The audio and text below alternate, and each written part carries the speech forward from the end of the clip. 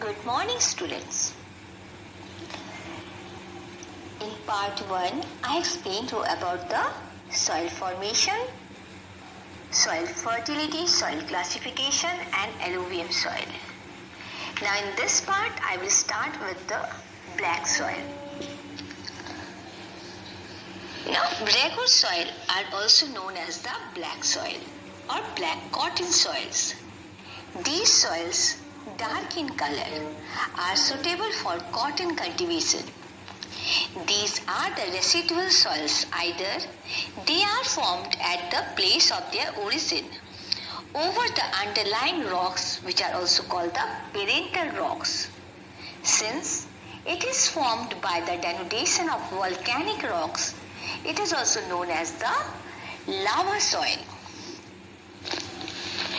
Now the main characteristics of the black soil are: it is black in color due to its iron content. It is clay in nature, rich in iron, lime, calcium and magnesium. It is moisture retentive. When dry, it develops cracks, but when wet, it becomes sticky. And the last one, deficient in nitrogen, phosphorus and organic matters. So these are the characteristics of the black soil. Now the areas where this black soil is found, these areas are Maharashtra, MP, Gujarat and the Deccan Trap. That total area, Deccan Plateau area, we found black soil there. The crops grown in this soil are cotton, sugarcane, wheat and tobacco. So this is black soil. Now I'll explain you red soil. It is a category of soil which develops on old crystalline rocks.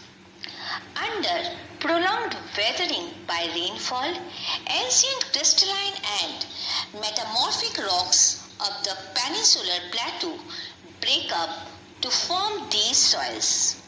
These soils differ from place to place on the basis of the parental rock material and climatic conditions. They are red in color as they contain large amounts of iron oxide. At several places, their color slightly changes and they appear brown or grey. Now the main characteristics of the red soil are: first, it is red in color due to presence of iron compounds. Second, color varies from chocolate brown to yellow. Third, deficient in nitrogen, lime, phosphoric acid and the humus. And the last, the soil becomes productive with the use of fertilizers. Now the areas where red soil is found, these areas are Tamil Nadu, Karnataka, Goa and Odisha. And the crops which are grown in this soil are rice, sugarcane, wheat, pulses can be grown with irrigation and addition of fertilizers. So all were there in the red soil. Now I'll explain you about the laterite soil.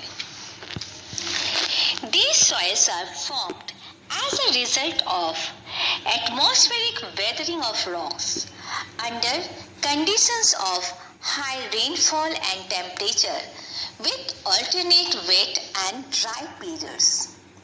They are residual soils formed by leaching due to tropical rains. Leaching is the process in which the nutrients get percolated down below the soil due to heavy rainfall, thus leaving the top soil infertile. This is also called desiccation due to heavy rains. Lime and silica are leached away. An aluminium compound are left behind. Humus content of the soil is removed by bacteria that survives well in a high temperature. There are two types of these soils, upland laterites and lowland laterites. Upland laterites were formed over hills and uplands. From there, they were transported by streams towards lowlands. Such transported soils are also known as lowland laterites. Now I'll explain you about the characteristic of the laterite soil. This soil is acidic in nature and not capable of retaining moisture. Second, it is rich in iron and aluminium compounds, but poor in lime and silica due to leaching. Next, with the use of manure, crops may be cultivated. The areas where these laterite soils are found, these areas are Tamil Nadu, Andhra Pradesh, Odisha, summits of the eastern and the western Ghat. And the crops grown in this soil are cashew nuts, rubber, coffee and tapioca. So all are there in this laterite soil.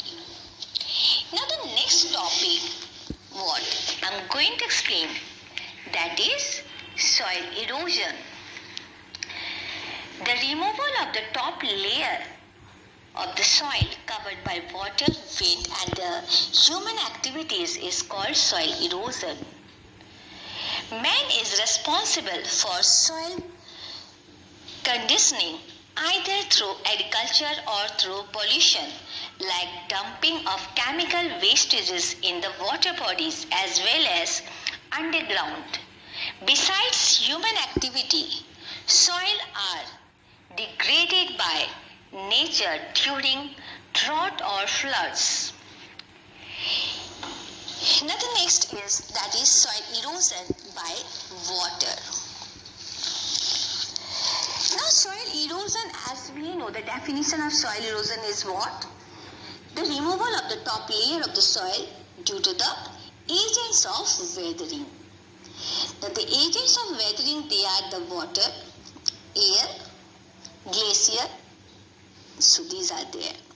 Then in first point I will explain you soil erosion by water. So first is sheet erosion. It occurs on gentle slopes and is the slow removal of a thin layer of soil when vegetation is destroyed. Rainwater washes away the thin layer of the bare soils. So that is sheet erosion. Now the next is rill erosion. When sheet erosion continues for long, the silt-laden runoff forms many finger-shaped rills or grooves over a large area. This is called rill erosion. It is the intermediate stage between sheet erosion and gully erosion. Now the next is the gully erosion. During heavy downpour, deep gullies are made on bare soils on account of water runoff. Gully erosion removes nutrients and heavy load of loose soils, making the soil unproductive. It makes water very muddy. This is seen in the Chambal Valley region. Now leaching. After harvesting, farmers leave the soils bare for some time. During rainfall, the nutrients in the soil are leached or percolated below. Sea or shore erosion. The tidal waters of the sea cause considerable damage to the soil along the coast. The powerful waves dash against the coast and break hanging cliff rocks. The broken material is then removed by the retreating sea waves. This type of sea erosion is seen throughout the eastern and the western coast of India. Now the next is the stream bank erosion. Streams and rivers change their courses by cutting one bank and depositing the silt loads on the other. During the flash floods, the damage is accelerated. Stream bank erosion is prevalent in the flood plains of Ganga, Yamuna and the other rivers. As a result of the stream bank erosion, large areas of agricultural land in the states of Uttar Pradesh, Madhya Pradesh, Rajasthan have been transformed into ravines. Now in my next part, I will explain you soil erosion due to human action. Thank you. God bless you all.